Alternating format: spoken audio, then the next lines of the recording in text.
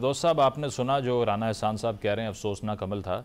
अब एक रोज़ पहले तो बैरिस्टर गौर की तरफ से भी ये बात की गई और शेख वकास साहब ने भी कहा कि इजलास में शिरकत होनी चाहिए। 11th आवर पे विड्रॉ कर लिया, तो बेहतर नहीं था कि स्टेट्समैन होने का मुजाहरा किया जाता? उसकी वजह यह है कि अगर 1000 पाकिस्तानियों की जान दहशत गर्दी में पिछले 1 साल में चली गई, तो इस पॉइंट के ऊपर लार्जर इंटरेस्ट को देखते हुए एक अच्छा जेस्चर ना होता अगर आप इजलास में शिरकत कर लेते? जी देखिए, हमने बड़ा क्लियरली वाज़े तौर पे ये ऐलान किया कि हम हिस्सा लेंगे और हमने एक रिक्वेस्ट भेजी स्पीकर को कि हमें हमारे लीडर से मशावरत का मौका दिया जाए। सुबह 7 बजे दरवाजे खुल जाते हैं जेल के जब एस्टेब्लिशमेंट चाहती है। ये कौमी मफाद से पाकिस्तान तहरीक इंसाफ को सोचना है, जो हुकूमत वक्त को भी सोचना है और एस्टेब्लिशमेंट को भी सोचना है। मैं कह दूं कि बगैर नवाज शरीफ की मशावरत से शहबाज शरीफ साहब काम कर ले, मुमकिन है? दोनों आजाद हैं। अच्छा। हमारा पार्टी का लीडर पाकिस्तान का सबसे मकबूल तरीन लीडर है, आज भी जो लेटेस्ट सर्वेज हुए हैं। हम नहीं चाहते कि कोई स्टैंड पार्टी ऐसा ले कि जिसके में बाद में कोई इशू आए। It was a very simple request. कोई शर्त नहीं थी कि इमरान खान को आजाद करो, ये भी नहीं शर्त रखी कि इमरान खान को ऐवान में लाओ। फिरदौस साहब 3 दिन से ये खबर एक पॉइंट ले लें, मुझे एक पॉइंट ले लें। 3 दिन से ये खबर गर्दिश कर रही है ना कि नेशनल सिक्योरिटी कमेटी का इजलास हो रहा है। बात मुकम्मल करने दीजिए। हमने सिर्फ एक बात कही कि हमें जाके हमारे लीडर से मुलाकात करने दें। अच्छा। हमने पहले क्यों नहीं दी? जो आप बात कह रहे हैं, जुमेरात को हमारा दिन था मुलाकात का। कोर्ट के ऑर्डर से हमारे पास इस हुकूमत ने और एस्टेब्लिशमेंट ने उसको ऑनर नहीं किया। अच्छा। वरना ये प्रॉब्लम नहीं होती, हम थर्सडे को ये गाइडेंस ले लेते। आज भी जो है वो वकिला की मुलाकात कोर्ट में जो होनी है या उसके बाद 2 बजे है। 2 बजे है, लेकिन इजलास किस वक्त बुलाया गया? 12 बजे। अच्छा। इजलास में नहीं डिले कर सकते थे। अच्छा, मतलब इजलास डिले कर देते?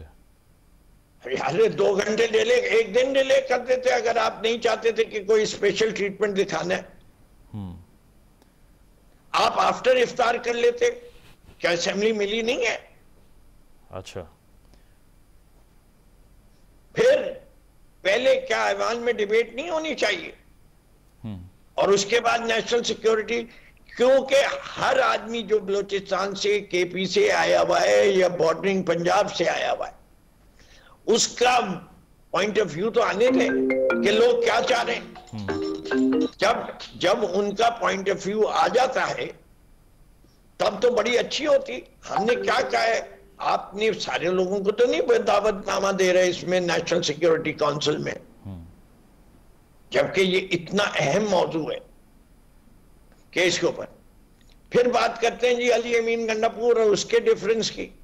भाई, केपी की हुकूमत ये कह रही है हर जी शऊर को, आपको जो 30-40 लाख अफगानियों को निकालेंगे वो अंडरग्राउंड हो गए तो किधर जाएंगे? वो आपके पास आएंगे, जेल में जाएंगे। पहले आप आइडेंटिफाई तो कर लीजिए कि किधर रहते हैं, कहां है वो सारे। अगर जाके मिल गए किसी और से तो प्रॉब्लम एग्रीवेट होगी या इंप्रूव होगी? नहीं फिरदौस साहब, ये सारी बातें तो इजलास में डिस्कस करनी थी। नहीं जी, देखिए ये बातें तो इन्होंने अनाउंस क्यों किया कि अफगानियों को निकाल रहे हैं? सोच के किया फैसला? नहीं, आपने जो उसकी इनपुट देनी है वो किस फॉरम पे देनी है? मीडिया पे? हमने देखे, पहली चीज ये कि क्या इन्हीं ने सोच समझ की बात की है? क्या ये लोग जो 40 लाख अफगानी यहां पाकिस्तान में कब से सेटल हुए हुए? The first ones, the illegal ones किसके जमाने में है? जियाउल हक के जमाने में। ठीक है। बैच बाय बैच आते रहे। आपका बॉर्डर पोरस है। सही। चले, मैं आता हूं आपकी तरफ, क्योंकि जो सवाल मैंने करना था उसको वो तो डिस्टर्ब हो गया। इस पे सनाउल्लाह बलोच साहब, जो एक जेस्चर पाया जाता है, अताउल्लाह गालिबन मेंगल साहब की तरफ से भी ये बात की गई। अब उनकी तरफ से ये पहले तो अख्तर मेंगल साहब ने ये कहा कि अब चूंकि सूरत हाल बहुत ख़राब हो गई है, बियॉन्ड कंट्रोल हो चुकी है, उनको इस इजलास में दावत दी गई, वो शरीक भी ना हुए। आपको क्या लगता है कि अगर पार्लियामान के हवाले से कुछ लोगों का ये मौक़िफ़ है, और ग़ालिबन आपकी पार्टी का भी यही मौक़िफ़ रहा है कि जिस तरह आज हमने ये देखा है कि बहुत सी पार्टियों के रहनुमा मौजूद थे इस इजलास में, जिसमें ANP के लोग भी थे और लोग भी थे, उनमें से भी कुछ लोगों ने ये बात की है, अहमद वली ख़ान साहब ने ये बात की है कि पार्लियामान की वो तौकीर नहीं है और सेनेट जो है या चेयरमैन सेनेट है वो सिर्फ माइक बंद और माइक ऑन करने का इख्तियार रखता है, इसके अलावा इख्तियार नहीं रखता। तो सवाल ये है कि इतना सीरियस मैटर अब एड्रेस कैसे होगा अगर इन प्लेटफॉर्म्स पर नहीं हो सकता तो? थैंक यू वेरी मच जी। बिल्कुल आपने बजा फरमाया। जितना मेरे ख्याल में जितने पार्लियामेंटेरियंस का आज महमूद खान अचकज़ई साहब ने तहरीक तहफ़्फ़ुज़ आईन पाकिस्तान जिसका हम हिस्सा भी हैं, जिसका PTI भी हिस्सा है, उन्होंने भी आज के जो इजलास का जो बाइकाट किया है, चंद अहम वजूहात बयान किए हैं। अहमद वली खान साहब की मैंने बात नहीं सुनी, यकीन उनकी बात दुरुस्त है। उसकी बुनियादी वजह यह है कि देखें इस असम्बली की जो जायज़ियत है, जिसको लेजिटिमेसी कहा जाता है, वो उस पर बहुत बड़ा सवालिया निशान है। जिस तरह के इंतखाबात हुए वो न सिर्फ पाकिस्तान में बल्कि पूरी दुनिया में लोग इस असम्बली की अय्यत, इसकी स्ट्रक्चर पर जो है काफ़ी सवालात उठाते हैं। और इस वक्त भी जो कौमी असम्बली है और वो सेनेट है आपका, और काफ़ी सूबे में भी इसी तरह है, जो नशिस्तें हैं वो 30 से 40% मुकम्मल भी नहीं हैं। फिर एक और बात भी आ जाती है कि कौमी सलामती का जो एक हमारा कमेटी है उसको ले जाके इजलास में तब्दील करना और इजलास को कौमी सलामती की कमेटी में तब्दील करना, इसके लिए इससे पहले कुछ और कॉन्स्टिट्यूशनल इंस्ट्रूमेंट्स हैं, कुछ कॉन्स्टिट्यूशनल प्रोविजंस हैं जिन पे आपको अमल दरामद करना पड़ता है। मिसाल के तौर पर देखें, अगर एक सूबे में आप इतना बड़ी के कोई अमल करना चाहते हैं, चाहे वो अस्करी है या सियासी तब्दीली है या आईनी तब्दीली है, तो आपको उस सूबे में एक सूबाई असम्बलियां मौजूद हैं जो कॉन्स्टिट्यूशन के अंदर एम्बेडेड हैं, जो कॉन्स्टिट्यूशनली इंस्टीट्यूशंस हैं। तो आपको उससे पहले कम से कम आज से 10 दिन 15 दिन पहले सूबाई असम्बली का एक इजलास हो जाना चाहिए था, एक हफ्ते का, कि उसमें तमाम जमातों की गो की सूबाई असम्बलियों की भी जायजियत, लेजिटिमेसी, उसकी अय्यत और अहमियत नहीं है। लेकिन मैंने कल परसों जो सूबाई असम्बली के जो अराकीन है उनकी तकारीर भी कुछ की सुनी है। मेजॉरिटी पार्टीज ने भी जो है बलूचिस्तान के अंदर बहुत बड़े ऑपरेशन की काफी वजूहात की बुनियाद पर उन्होंने मुखालफत की है, जिसमें नेशनल पार्टी के डॉक्टर अब्दुल मालिक साहब भी नुमाया हैं।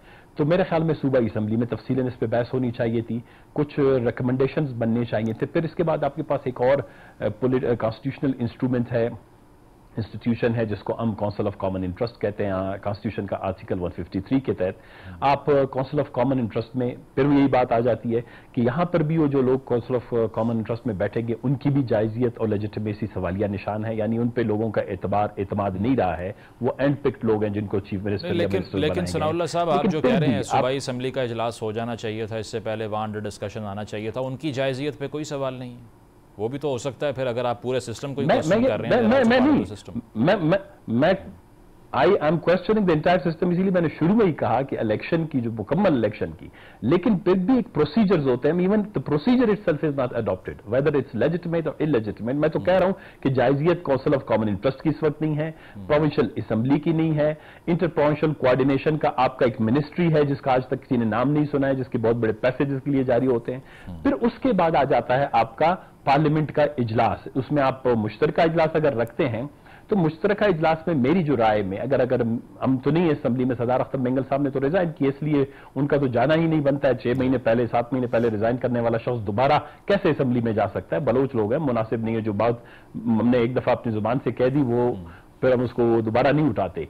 मैं एक छोटी सी मिसाल आपके दूंगा कि आया अगर कोई भी मुश्तरका इजलास तलब किया जाना है तो कुछ सवालात हैं। क्या बलूचिस्तान में जारी 2 सदियों, बल्कि 2 सदियों से भी अब ज्यादा हो गया, कोई 25 साल हो गए हैं, जो एक अस्करी पॉलिसी है और जो सियासी पॉलिसी है, मुझे तो सियासी पॉलिसी नजर नहीं आती है, क्या इसका ऑडिट करने की जरूरत नहीं है? असम्बली इस पे कम से कम एक हफ्ता पहले, 10 दिन पहले इस कौमी सलामती के फैसला कुन इजलास से पहले बैठ जाता कि हमने क्या अचीव किया है, क्या हमने लॉस किया है, हमने क्या खोया है, क्या पाया है इन 25 सालों में बलूचिस्तान में। जो ये ऑपरेशन तो चलते आ रहे हैं, अगर आप मुझे एयरली बताएं, मैं आपको एयरली बताऊंगा इतने लोग मरे हैं, इतने पड़े हैं, इतने गिरफ्तार हुए, इतने लापता हैं। I am not going into that type of ऑफ डिटेल। दूसरी बात यह कि क्या अवाम के दिलो दिमाग इतने अरसे में जीते जा सके हैं? अगर नहीं जीते जा सके हैं तो उनकी वजूहात क्या हैं? फेलियर कहां पे है? ये बड़ा आपको एक ऑडिट करना पड़ेगा, इसका जायजा लेना पड़ेगा कि ये कौन सी फेलियर हुई। तीसरी बात यह है कि क्या मौजूदा हालात से निपटने के लिए, जिसका भी ये कह रहे हैं कि कौमी सलामती का इजलास है, इन मौजूदा हालात से निपटने के लिए फौजी ऑपरेशन वाहिद हल है, क्या इनसे निपटने के लिए इससे पहले कुछ सियासी हिकमत अमली बनी है नहीं बनी है? क्योंकि पॉलिटिकल जो आपकी स्ट्रेटजी होती है या सियासी हिकमत अमली होती है वो इंतहाई अहमियत का हामिल होता है। मिलिट्री ऑपरेशन देखें ना, वो आप जो बात कर रहे हैं वो प्रिंसिपली तो बिल्कुल ठीक है, लेकिन प्रैग्मेटिकली अगर देखा जाए, जो आपके भी इस वक्त एलाइज हैं, बाप पार्टी जिस तरह से बनती है, उसके बाद में जो अलायंस पीटीआई ने बाप पार्टी के साथ किया पिछले टेन्योर में, फिर जो चेयरमैन सेनेट के इंतखाबात के अंदर हासिल बदंजो साहब के साथ हुआ, वो सारी चीज़ें भी तो वही लोग कर रहे थे जिनको आपने ज्वाइन कर लिया अब आकर। अब अगर वो ये कहते हैं कि सिर्फ मुशावरत ना होने की बुनियाद पे इजलास में हम शरीक नहीं हो रहे, तो पीटीआई अपने दौर में 1 साल में 3 नेशनल सिक्योरिटी कमेटी के इजलास बुला चुकी है। उस वक्त वो ठीक थे, अभी ये सारा फॉर्मेट ही गलत हो गया। हमने सारे गलत, ये अच्छा कि आपने ये सवाल किया। ये है हमारा वो मैट्रिक्स जिसको मैंने बनाया था, अपने बलूचिस्तान नेशनल पार्टी के मुतालबात थे जिसको हमने कन्वर्ट किया था एक मैट्रिक्स में, Balochistan reconciliation and development framework या प्रायोरिटीज के नाम से। इसमें वो तमाम CBMs भी दिए गए थे। हम इमरान खान साहब के साथ 3 साल तक रहे, कोई भी ये साबित कर ले कि हमने उनसे कोई कोई स्टैंडिंग कमेटी की चेयरमैनशिप तक का ओहदा भी हमने उनसे नहीं लिया, न कोई मिनिस्ट्री ली। हमने कहा कि ये बलूचिस्तान के नेशनल रिकंसिलिएशन के और डेवलपमेंट की प्रायोरिटीज हैं, ये फ्यूचर की CBMs बनेंगे, इन पे अमल दरामद करें। और हमने बड़ी इस पे मेहनत की, बड़ा काम किया इसके ऊपर। फिर उसके बाद जब इमरान खान साहब के, आप खुद को पता है कि हमारे यहाँ सियासी इदारे या जो प्रोसेस है, पॉलिटिकल प्रोसेस है या सियासी अमल है, वो इतना इंडिपेंडेंट और आजाद नहीं है। ये पाकिस्तान के अंदर इस वक्त बहस सवाल इस पे होना चाहिए कि पाकिस्तान का जो ये हमारा हाइब्रिड पॉलिटिकल सिस्टम है, ये पाकिस्तान के मसाइल की वजह तो नहीं है। बजाय कि हम किसी एक ट्रेन के हादसे को वजह बनाएं, हम किसी जगह पर बम धमाके को, ये छोटे छोटे इवेंट्स हैं एक बहुत बड़े सिम्टम के, एक बहुत बड़ी बीमारी के। हमने उस बीमारी पर बात करने के लिए हमारी मुक्तदरा को, सियासी जमातों को, इस असेंबली को, पार्लियामेंट को, इलेक्शन कमीशन को, जुडिशरी को मिल बैठ के बात करनी होगी। अदरवाइज इवेंट बेस्ड इशू पे पॉलिसीज बनाना या उनके खिलाफ एक्शन करना, ये किसी मसले का हल नहीं। पॉइंट आ गया आपका। प्रोग्राम में एक ब्रेक शामिल करते हैं, ब्रेक के बाद वापस आएंगे। Stay with us.